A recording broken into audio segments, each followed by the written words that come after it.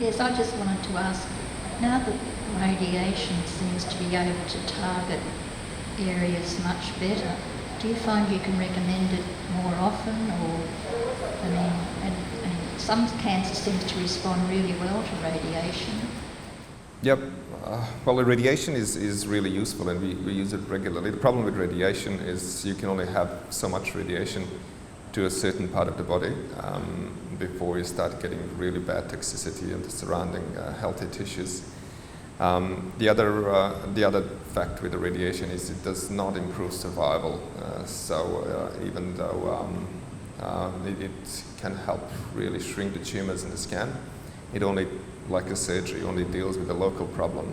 And when we're dealing with a systemic disease that is in the circulation and it will just pop up somewhere else, then radiation is not going to affect the overall prognosis.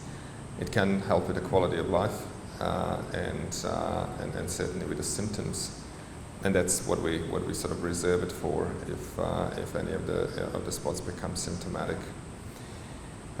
There are some trials and some situations even outside of the trials where we would consider radiation so sort of ablative treatment, and those are the what we call the oligometastatic disease. So when we see that the cancer seems to be, even though it's metastatic, it's only limited to a couple of sites and doesn't seem to be spreading anywhere else, then sometimes we consider doing aggressive radiation and trying to just burn those spots completely.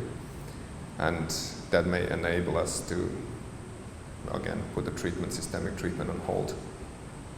The issue with the oligometastatic disease is that how to be confident that we are actually dealing with this, because we know that the scans cannot see micrometastatic disease. So if someone comes to a clinic and has scans that shows maybe there's only 2 spots in the lung, nothing else, or 2 spots in the bones,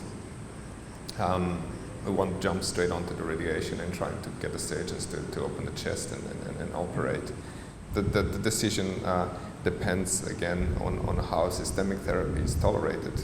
If, for example, someone is on letrozole and ribociclib and they're doing well without any side effects, again, you'd have to justify why do I put them through radiation, cause scarring in the lung, when they can just continue taking tablets that are not giving any problems. But if they're struggling with the side effects of systemic therapy, they had chemotherapy, they had taxane, the neuropathy is getting pretty bad, and I know that I have to stop, then yeah, getting irradiation as a backup sort of to buy us time is a perfect solution.